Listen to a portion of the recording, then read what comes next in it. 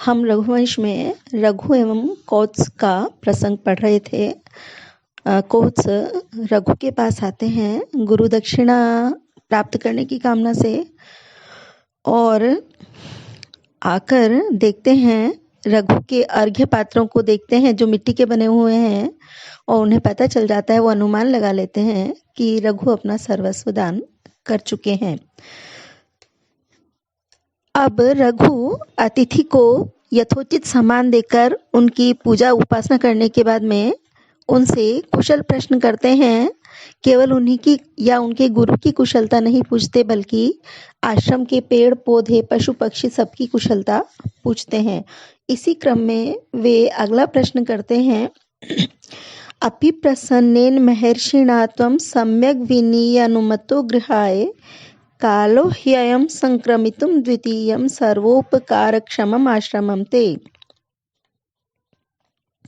अपि प्रसन्नेन, अपि क्या, जब वाक्य के प्रारंभ में आता है अपि तो प्रश्नवाचक होता है, तो क्या प्रसन्नेन, प्रसन्न महर्षिणा, महर्षि के द्वारा प्रसन्न हुए, आपकी सेवा भक्ति से प्रसन्न हुए महर्षि वर्तंतु के द्वारा तुम्हें सम्यक विनीय, भली प्रकार शिक्षा पूर्ति तक विनीय ले जाकर, मतलब शिक्षित करके, भली प्रकार शिक्षित करके अनुमति दे दी है गृहाय, गृह के लिए, गृहस्थाश्रम में प्रवेश करने के लिए। तो महर्षि के द्वारा क्या तुम्हें शिक्षित करके अनुमति दे दी गई है। कालो ही अयम, ही क्योंकि, अयम यह है, काल समय है, संक्रमितुम प्रवेश करने का, द्वितीयम दूसरे, सर्वोपकारक्षमम सबका उपकार करने में समर्थ, आश्रमम आश्रम में, ते तुम्हारा, क्योंकि यह तुम्हारा सबका उपकार करने में समर्थ दूसरे आश्रम अर्थात गृहस्थ आश्रम में प्रवेश करने का समय है। तो राजा उनसे प्रश्न करते हैं कौत्स से कि आश्रम में सब कुशल से हैं, और अब वो पूछते हैं कि क्या आपकी शिक्षा पूर्ण हो चुकी है, और शिक्षा पूर्ति के बाद क्या प्रसन्न हुए महर्षि वर्तंतु ने, आपके गुरु ने आपको गृहस्थ आश्रम में प्रवेश करने की अनुमति प्रदान कर दी है, आपकी शिक्षा दीक्षा पूर्ण हो चुकी है। तो त्वं प्रसन्नेन महर्षिणा सम्यक विनीय गृहाय अनुमतः अपि, क्या तुम्हें प्रसन्न हुए महर्षि वर्तंतु के द्वारा भली प्रकार शिक्षित करके गृहस्थ आश्रम में प्रवेश की अनुमति दे दी गई है। ही क्योंकि ते सर्वोपकारक्षमम द्वितीयम आश्रमम संक्रमितुम अयम कालः, क्योंकि तुम्हारा सबका उपकार करने में समर्थ दूसरे आश्रम अर्थात गृहस्थ आश्रम में प्रवेश करने का यह समय है, उचित समय है।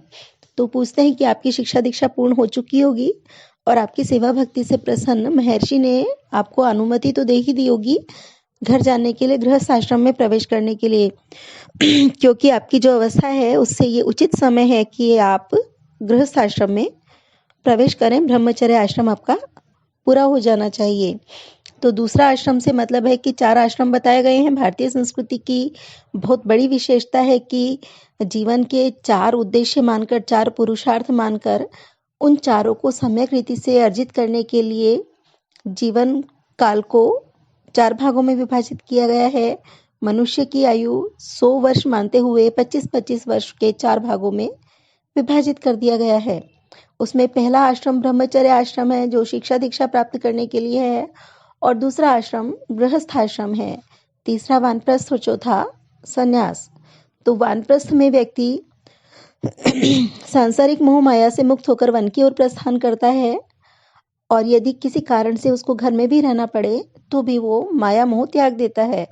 और संन्यास तो पूरी तरह कामनाओं को त्याग देने का, माया मोह को छोड़ देने का समय है, जब वो पूरी तरह मोक्ष प्राप्ति में लग जाता है। तो ब्रह्मचर्य आश्रम में व्यक्ति शिक्षा दीक्षा की प्राप्ति में लगा रहता है, गुरु के आश्रम में रहता है, वहाँ जीविका के कोई साधन नहीं है। वन्य फलों इत्यादि के अलावा जो गृहस्थ उनको भिक्षा देते हैं वही उनकी जीविका का साधन है। वानप्रस्थी भी जीविका के लिए कुछ विशेष कर्म नहीं कर रहे, तो उनके पास भी भिक्षाटन ही साधन है। गृहस्थ ही उनकी जीविका का ख्याल रखते हैं। और संन्यास में तो व्यक्ति पूरी तरह संन्यास्त हो जाता है, तो उस स्थिति में भी वो अपनी आजीविका के लिए गृहस्थ पर ही निर्भर करता है।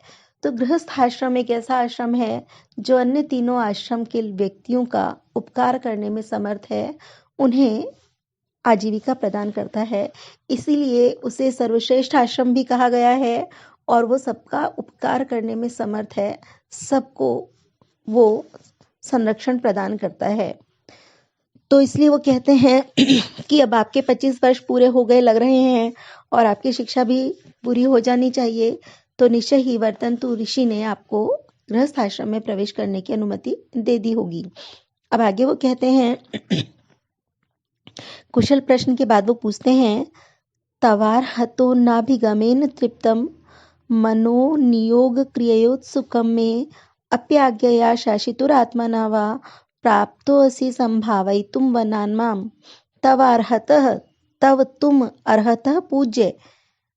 तुम पूज्य के अभिगमेन आने से न तृप्त नहीं हुआ, मनः मन नियोग क्रियोत्सुकम, नियोग आदेश, क्रिया पूरा करना, आदेश पालन करने के लिए उत्सुक मेरा मन तुम्हारे आगमन मात्र से तृप्त नहीं हुआ। अपि आज्ञया, अपि क्या आज्ञया, आज्ञा से शासितु, शासन करने वाले, तुम्हें आदेश देने वाले गुरु, क्या अपने गुरु की आज्ञा से व अथवा प्राप्तो असि आत्मना, आत्मना स्वयं से ही अपनी इच्छा से प्राप्तो असि आए हो, संभावयितुम सम्मानित करने के लिए, वनात वन से, माम मुझे। तो क्या गुरु की आज्ञा से अथवा स्वयं की इच्छा से ही वन से मुझे सम्मानित करने के लिए आए हो। अब रघु कौत्स से उनके आगमन का प्रयोजन जानना चाहते हैं कुशल प्रश्न के उपरांत।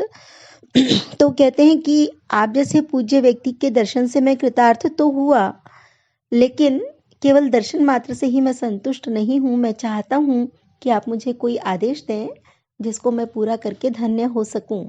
और ये भी कहते हैं कि आप यहाँ पर कैसे आए हैं, स्वयं की इच्छा से आए हैं या गुरु ने कोई आदेश दिया है जिसकी पूर्ति हेतु आप यहाँ पर आए हैं।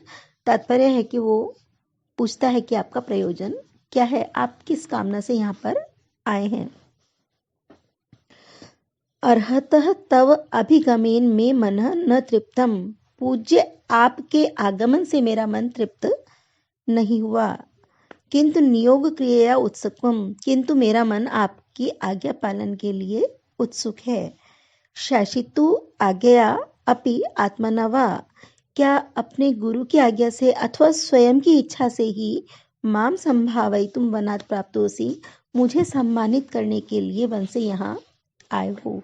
तो कृपया बताइए आपके आगमन का क्या प्रयोजन है। मैं आपकी आज्ञा का पालन करने के लिए तत्पर हूँ।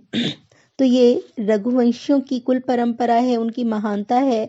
और यही भारतीय संस्कृति भी है कि जो राजा हैं, बड़े बड़े राजा विद्वानों के सामने सिर झुकाते हैं, और अतिथि तो सबका पूज्य है। एक विद्वान अतिथि के रूप में उपस्थित हुआ है, तो चक्रवर्ती सम्राट रघु उनसे निवेदन करते हैं, आप आज्ञा दीजिए, मैं उसका पालन करने के लिए तत्पर हूँ। इत्यर्घ पात्रानुमिति व्ययस्य रघुर उदारामपि गां निशम्य स्वार्थोपपत्तिं प्रति दुर्बलाशस्तमित्योवाच वर्तन्तु शिष्यः। इत्यर्घ पात्र, अर्घ्य पात्र से अनुमित व्यय से अनुमान कर लिया गया है, व्यय जिसके द्वारा जो धन का व्यय कर दिया गया है उसका अनुमान जिसके अर्घ्य पात्र से हो जाता है, मिट्टी के बर्तनों से हो जाता है। ऐसे रघु की उदाराम अपि, उदारतापूर्ण भी, गाम वाणी को निशम्य सुनकर, रघु की उदारतापूर्ण वाणी को सुनकर, स्वार्थोपपत्तिम प्रति, स्वार्थ की उपपत्तिम प्रति, पूर्ति के प्रति, अपने स्वार्थ की पूर्ति के प्रति, दुर्बलाशः, दुर्बल आशा वाले, तम उससे, उस रघु से, इति अवोचत, इस प्रकार बोले, वर्तन्तु शिष्य, वर्तन्तु के शिष्य, कौत्स। अर्घ्य पात्र से जिसके व्यय का अनुमान किया जा सकता है, ऐसे रघु की इति उदारामपि गाम निशम में इस प्रकार की उदार वाणी को सुनकर भी वर्तन्तु शिष्य स्वार्थोपपत्ति प्रति दुर्बलाशः सन तम इति अवोचत। वर्तन्तु के शिष्य कौत्स ने स्वार्थ की पूर्ति के प्रति दुर्बल आशा वाला होकर उससे इस प्रकार बोला। तो अर्घ्य पात्र से जिसके व्यय का अनुमान लगाया जा सकता है, ऐसे रघु की इस प्रकार की उदार भी वाणी को सुनकर वर्तन्तु के शिष्य ने अपने स्वार्थ की पूर्ति के प्रति निराश होते हुए इस प्रकार कहा, रघु से ऐसा कहा। तो रघु ने मिट्टी के पात्रों में अर्घ्य सामग्री रखकर कौत्स की पूजा की है। तो मिट्टी के बर्तन देखकर ही कौत्स समझ गए कि रघु के पास सब कुछ बचा नहीं है, उन्होंने सब कुछ दान कर दिया है। तो हालांकि उन्होंने बड़े आदर के साथ पूछा, बड़ी उदारता से पूछा कि आप बताइए मैं आपकी किस आज्ञा का पालन करूं। लेकिन कौत्स भी पढ़े लिखे हैं, समझदार हैं, उनको ये समझ में आता है कि जो खुद मिट्टी के बर्तनों का प्रयोग कर रहा है वो 14 करोड़ सोने की मुद्राएं मुझे कहाँ से देगा।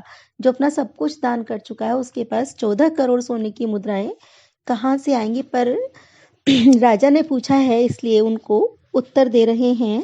उनको समझ में आ गया कि मेरी इच्छा तो अब यहाँ से पूरी होने वाली नहीं है, तो इसलिए वो राजा के प्रश्न का उत्तर देते हुए कहते हैं,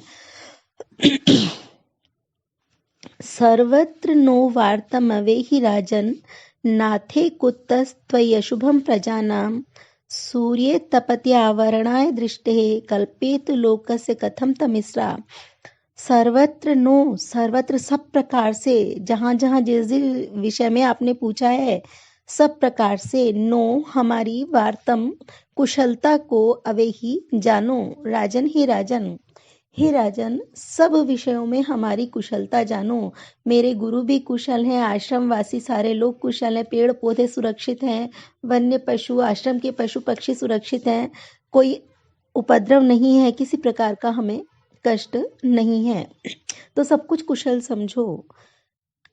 नाथे कुतः त्वयि, त्वयि तुम्हारे, नाथे नाथ होने पर, तुम्हारे जैसा राजा होने पर, प्रजानाम अशुभम कुतः प्रजाओं का अशुभ कैसे हो सकता है।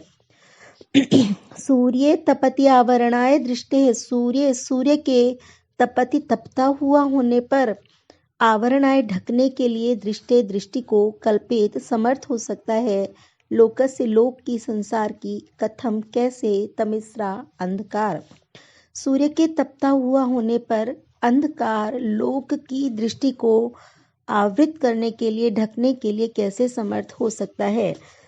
तो कौत्स रघु के प्रश्नों का उत्तर देते हुए कहते हैं कि आपने जिन जिन विषयों में प्रश्न किया है सब प्रकार से हमारी कुशलता है। आप जैसे श्रेष्ठ राजा के होते हुए प्रजाओं का अशुभ कैसे हो सकता है, संभव ही नहीं है। फिर एक सामान्य बात से अपनी बात का समर्थन करता है कि जब सूर्य तपता हुआ होता है, सूर्य का प्रकाश फैला हुआ होता है, तो भला अंधकार की क्या शक्ति कि वो संसार के नेत्रों को आवृत कर सके। अंधकार इतना शक्तिशाली नहीं है कि वो सूर्य के तपता हुआ होने पर अपना प्रभाव दिखा सके।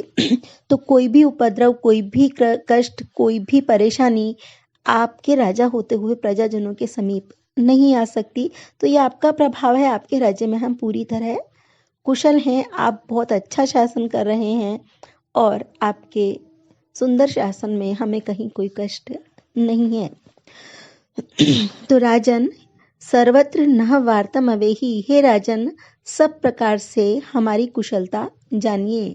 त्वयि नाथे सति प्रजानाम अशुभम कुतः, तुम्हारे राजा होने पर प्रजाओं का अशुभ कैसे हो सकता है। सूर्य तपति तमिस्रा लोकस्य दृष्टे आवरणाय कथम कल्पेत, सूर्य के तपता हुआ होने पर अंधकार संसार की दृष्टि को ढकने में कैसे समर्थ हो सकता है, अर्थात संभव नहीं है। अंधकार अपना प्रभाव नहीं दिखा सकता। यहाँ ऊपर की पंक्ति में कही गई विशेष बात का नीचे की पंक्ति में कही गई सामान्य बात से समर्थन किया गया है। तो अर्थांतर न्यास अलंकार है जो कि कालिदास का बड़ा प्रिय अलंकार है। उपमा के लिए वो प्रसिद्ध हैं, ठीक है, लेकिन अर्थांतर न्यास भी उनका बहुत सुंदर है और जहाँ अर्थांतर न्यास होता है प्रायः सूक्ति होती है वहाँ, और कालिदास की सूक्तियाँ बड़ी प्रसिद्ध हैं। बाण ने भी उनकी सूक्तियों की प्रशंसा की है।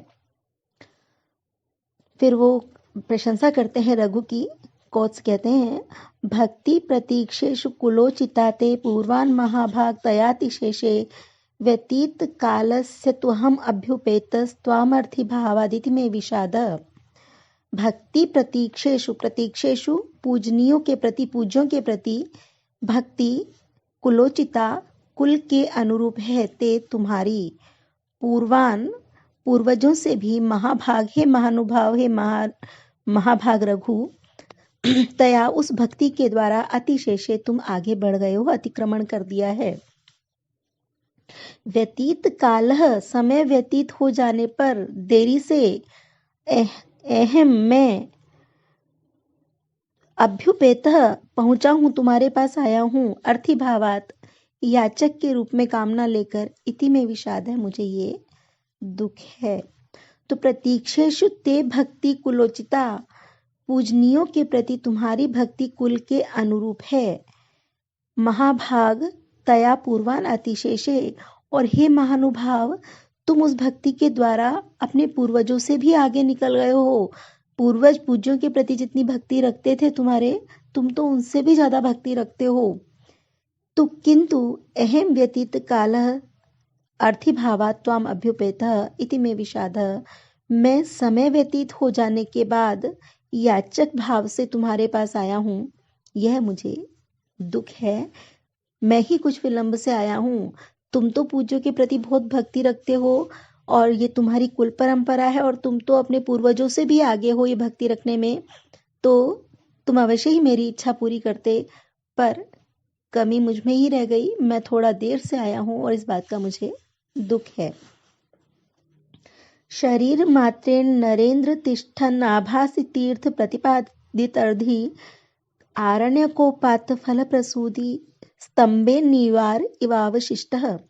शरीर मात्रेण, शरीर मात्र से, नरेंद्र हे राजन, तिष्ठन स्थित होते हुए, आभासी सुशोभित होते हो, तीर्थ प्रतिपादित रिद्धि, तीर्थ उचित स्थान, सत्पात्र को प्रतिपादित दे देने वाले, रिद्धि समृद्धि, अपनी समृद्धि अपना धन धान्य, सत्पात्र को अपना धन धान्य दे देने वाले आप शरीर मात्र से स्थित होते हुए उसी प्रकार सुशोभित होते हो जैसे आरण्यकोपात, आरण्यक जो वनवासी हैं उनके द्वारा उपात ले लिए गए फल प्रसूति, फलोत्पत्ति को, उनके जो दाने इत्यादि हैं उनको, निवार इव अवशिष्टः स्तंभेन, स्तंभ मात्र, तना मात्र अवशिष्ट शेष बचे, निवार इव, निवार के समान, जैसे वनवासियों के द्वारा, वन में रहने वाले मनुष्यों के द्वारा जिसके दाने सब ले लिए गए हैं और जो केवल तना मात्र शेष बचा है, ऐसे निवार के समान आप सुशोभित हो रहे हो। जैसे वन में उगने वाला जो धान्य है निवार, वो वनवासियों का प्रमुख भोजन है, उनकी जीविका का साधन है, तो उसके सारे दाने वो लोग ले लेते हैं। तो ऐसी स्थिति में वो केवल तना तना शेष रह जाता है, पर वो उसका जो तना मात्र शेष रह जाना है वो उसकी दानशीलता को सूचित करता है। वो कितने लोगों का पेट भरता है, कितनों के काम आता है, अपना सर्वस्व दे देता है, इसलिए वो तना मात्र भी सुशोभित होता है। तो आप भी केवल शरीर मात्र शेष हो, शरीर के अलावा आपके पास अब कोई संपत्ति नहीं है, लेकिन आपने अपनी सारी संपत्ति सत्पात्रों को दान कर दी है, तो इसलिए आप भी सुशोभित हो रहे हो। तो मैं देख पा रहा हूँ आपके पास में आपके शरीर के अलावा और कुछ भी नहीं है, सर्वस्व दे चुके हो, आपने कुछ बचाया ही नहीं है। तो ऐसी स्थिति में आपसे कुछ मांगने का साहस मैं कैसे करूं? नरेंद्र तीर्थ प्रतिपादितर्धि त्वं शरीर मात्रेण तिष्ठन् आरण्यकोपात फल प्रसूति स्तंभेन अवशिष्ट निवारी वाभासी। हे राजन, सत्पात्रों को अपनी समृद्धि दे देने वाले तुम शरीर मात्र से स्थित होते हुए वनवासियों के द्वारा जिसके फल उत्पत्ति को, जिसके दानों को ले लिया गया है, केवल तना मात्र शेष निवार के समान, निवार धान्य के समान सुशोभित हो रहे हो। तो यहाँ पर वो रघु की प्रशंसा करता है कि आपने सत्पात्रों को अपना सर्वस्व दान कर दिया है और आप केवल शरीर मात्र के ही स्वामी हो इस समय, और आप ऐसे ही सुशोभित हो रहे हो जैसे निवार धान्य अपने सारे दाने इच्छुक व्यक्तियों को देकर तना मात्र शेष रहता है। यहाँ उपमा अलंकार है। कवि ने रघु की तुलना निवार के तने से की है और दोनों ने ही दूसरों के लिए, दूसरों की भलाई के लिए सर्वस्व दे दिया है, इसलिए दोनों अकिंचन होने पर भी, बिल्कुल रिक्त हो जाने पर भी अत्यंत सुशोभित हो रहे हैं। तो कोच रघु से यही कहता है कि आपसे अपनी इच्छा में क्या कहूँ, आप सब कुछ दे चुके हो, मुझे आने में थोड़ा विलंब हो गया है।